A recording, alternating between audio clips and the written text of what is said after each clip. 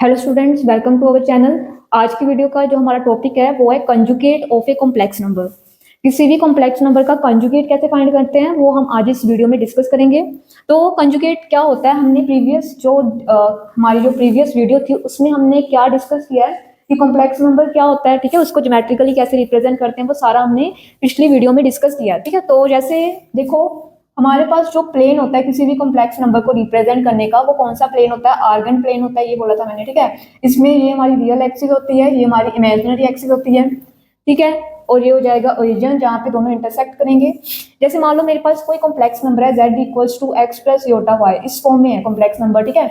तो मैंने बोला था कि ये कॉम्प्लेक्स नंबर को हम एक प्लेन पे प्लॉट कर सकते हैं, ठीक है। तो जैसे इसके कोऑर्डिनेट क्या हो जाएंगे, ठीक है, कोऑर्डिनेट इसके एक्स और वाई कोऑर्डिनेट हो जाएंगे। तो इसको डिनोट करना तो कोई भी पॉइंट प्लेन पे कोई भी पॉइंट लो, है ना। तो ये पॉइंट लिया और यहाँ ये आपका z आ जाएगा, यहाँ पे हम इसको ऐसे लिख सकते हैं एक्स प्लस योटा वाई, ठीक है। तो यहाँ से लेके यहाँ तक की जो डिस्टेंस होगी वो होगी इसकी x, और यहाँ से लेके यहाँ तक की जो डिस्टेंस होगी वो होगी इसकी y, और जो आपको कोऑर्डिनेट मिलेगा वो एक्स और वाई की फॉर्म में मिलेगा, ठीक है। आप इसको कोऑर्डिनेट फॉर्म में भी लिख सकते हो या फिर आप इसको ऐसे कॉम्प्लेक्स फॉर्म में भी लिख सकते हो, कोई बात नहीं है, ठीक है।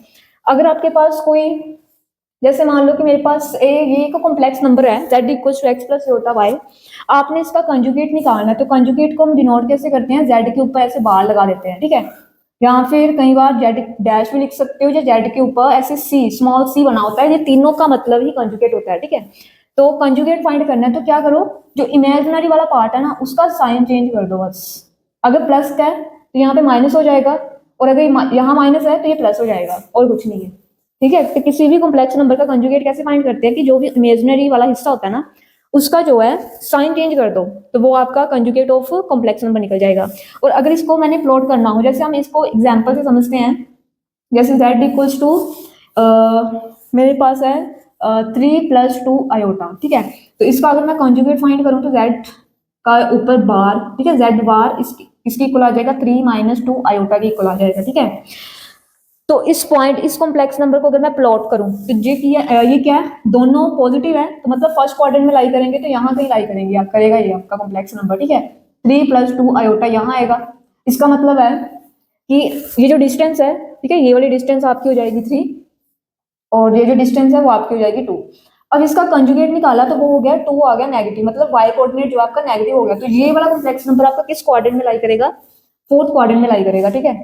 तो यहाँ पे आपका बन जाएगा 3 - 2 आयोटा। तो यहाँ पे देखो, ये डिस्टेंस कितनी है आपकी 2 हो जाएगी, और ये डिस्टेंस आपकी 3 हो जाएगी, ठीक है। तो ये इसका कंजुगेट आ जाएगा, जेड का कंजुगेट। तो देखने में क्या लग रहा है, इसमें आप कुछ नोटिस कर रहे होंगे कि यहाँ पे देखो z के जस्ट ऑपोजिट जो है उसका कंजुगेट आया। तो हम कह सकते हैं कि जो कंजुगेट होता है किसी भी कॉम्प्लेक्स नंबर का वो उसी की मिरर इमेज होती है, ठीक है। अगर मैं रियल एक्सिस को एज ए मिरर लूं, ठीक है, तो हम कह सकते हैं कि ये जो है इसकी ही मिरर इमेज है, मतलब कि किसी भी कॉम्प्लेक्स नंबर का जो कंजुगेट होता है उसकी ही मिरर इमेज होती है, ऐसे हम बोल सकते हैं, ठीक है। तो कंजुगेट का पता चल गया होगा आपको कैसे निकालते हैं। अगर मान लो कि आपके पास z आ जाता है 3, एक रियल नंबर आ जाए, तो इसका कंजुगेट निकालोगे तो वो 3 ही रहेगा, ठीक है। मैंने बोला ना इमेजिनरी वाला पार्ट नेगेटिव होता है, तो इसका कंजुगेट क्या है? 3 ही रहेगा। इसको -3 नहीं कर देना आपने। अगर आपके पास ऐसे कॉम्प्लेक्स नंबर आ जाता है आयोटा, ठीक है, तो ये आपका हो जाएगा प्योरली रियल कॉम्प्लेक्स नंबर हो जाता है, और ये आपका प्योरली इमेजिनरी कॉम्प्लेक्स नंबर हो जाता है। तो इसका अगर आपने कंजुगेट निकालना हो तो वो आएगा माइनस आयोटा, ठीक है। रियल वाला तो सेम रहता है, इमेजिनरी वाले का जो है साइन चेंज होता है, ठीक है। तो कुछ प्रॉपर्टीज हैं कंजुगेट से रिलेटेड, ये आपकी कुछ प्रॉपर्टीज है। फर्स्ट प्रॉपर्टी कहती है कि अगर कंजुगेट का, अगर किसी भी कॉम्प्लेक्स नंबर के कंजुगेट का अगेन मैं कंजुगेट कर दूं, ठीक है, जैसे ये वाला आपके पास कॉम्प्लेक्स नंबर था, ठीक है, इसी के कंजुगेट, ये मैंने कंजुगेट निकाला है इसका, इसी का अगेन कंजुगेट निकाल दो तो आपके पास वो z के इक्वल ही आ जाता है, ठीक है। साइन चेंज हो जाता है ना इसका, तो ये माइनस है तो माइनस का प्लस हो जाएगा, तो ये z के इक्वल ही आ जाएगा। ये आपकी फर्स्ट प्रॉपर्टी कहती है, ठीक है।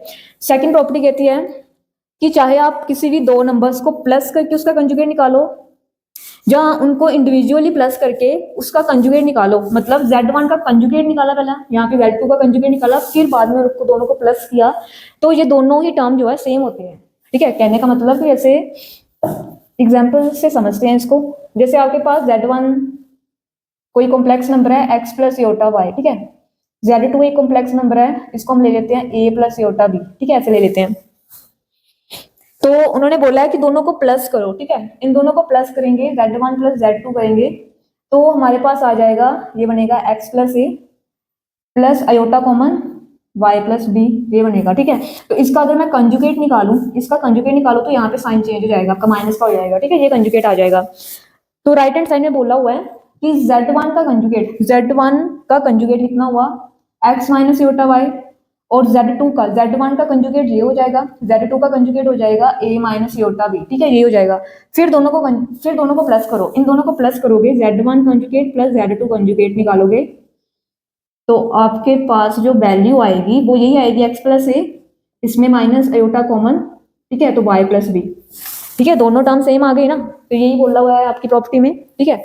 तो प्लस में सेम है, माइनस में भी सेम है, ठीक है, कि अगर दो कॉम्प्लेक्स नंबर को माइनस करके अगेन उसका आप कॉन्जुगेट फाइंड करते हो या इंडिविजुअली करते हो तो दोनों ही इक्वल आते हैं, ठीक है। प्रोडक्ट में मल्टीप्लाई में भी ऐसे ही होता है, दो कॉम्प्लेक्स नंबर को मल्टीप्लाई करके देख लेते हैं, ठीक है। तो मल्टीप्लाई में देखो, जैसे ये आपके पास z1 z2 है, ठीक है, इन दोनों को मल्टीप्लाई करेंगे, दोनों को मल्टीप्लाई करके फिर इसका वो निकालते हैं, कंजुगेट निकालते हैं, ठीक है।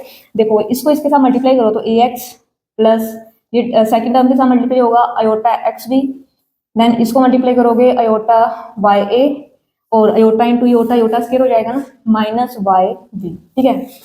तो यहाँ पे रियल नंबर्स जो एक साइड कर दो और दूसरे जो कॉम्प्लेक्स वाले हैं वो उसको एक साइड कर दिया, ठीक है। ये आगे मल्टीप्लाई करके अब इसका कंजुगेट फाइंड करेंगे, अगर मैं इसका कंजुगेट निकालूं तो यहाँ पे प्लस के साइन पे सिर्फ माइनस आएगा और कुछ नहीं आएगा, ठीक है।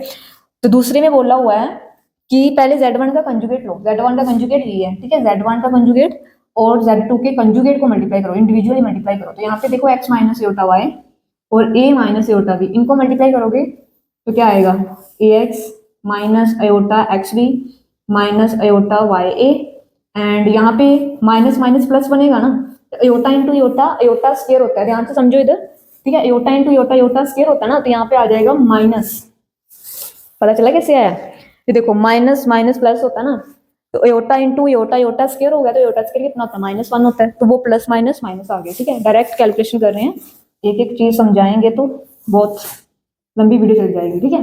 तो यहाँ पे रियल टर्म वाली एक साइड कर दो, ax minus y b, and यहाँ से माइनस योटा कॉमन निकालोगे तो आपके पास जे बनेगा, ठीक है। तो ये देखो ये वाली टर्म और ये वाली टर्म आपकी सेम दिख रही है, मुझे आपको भी दिख रही है सेम, ठीक है। तो ये था आपके पास, ठीक है, प्रोडक्ट में भी सेम होता है, चाहे आप nth टर्म तक चले जाओ, ठीक है, कोई भी आपके nth टर्म तक मल्टीप्लाई करो कॉम्प्लेक्स नंबर को, इंडिविजुअली करोगे सेम आता है, ठीक है। नेक्स्ट फिफ्थ प्रॉपर्टी कहती है कि z1 डिवाइड बाय z2, पहले दोनों को डिवाइड करके उसका कंजुगेट फाइंड करो, या इंडिविजुअली उसका कंजुगेट फाइंड करो, आपके पास जो रिजल्ट आता है वो सेम आता है, ठीक है। नेक्स्ट बोला हुआ है कि किसी भी कॉम्प्लेक्स नंबर का कंजुगेट की कुछ पावर हो लो, n क्या है, n पावर हो सकता है, ठीक है, n क्या आपके नेचुरल नंबर हो सकते हैं। तो यहाँ पे देखो क्या आएगा, यहाँ पे इसको समझते हैं, जैसे n हम ले लेते हैं 2, ठीक है, यहाँ पे z के कंजुगेट का स्क्वायर इक्वल होता है z के स्क्वायर का कंजुगेट, ठीक है, ऐसे बोला हुआ प्रॉपर्टी में, करके देखते हैं। जो देखो यहाँ पे देखो z का कंजुगेट, z हमारे पास x प्लस योटा है ना, तो उसका कंजुगेट आ जाएगा x माइनस योटा, उसका स्क्वायर निकालो, तो स्क्वायर निकालोगे होल स्क्वायर की प्रॉपर्टी लगेगी, x square plus iota square y square minus 2x iota y, ठीक है, ये आएगा। तो यहाँ पे जो वैल्यू आएगी वो आएगी x square minus y square minus 2x iota y, ये आएगा कुछ, ठीक है। राइट हैंड साइड देखो, इसके स्क्वायर का कंजुगेट बोला हुआ उन्होंने, इसका पहले स्क्वायर करते हैं, ठीक है, x प्लस योटा वाई का स्क्वायर, तो x square plus iota square y square plus 2x iota y, तो यहाँ पे बन जाएगा आपके पास अयोटा स्क्वायर -1 होता है,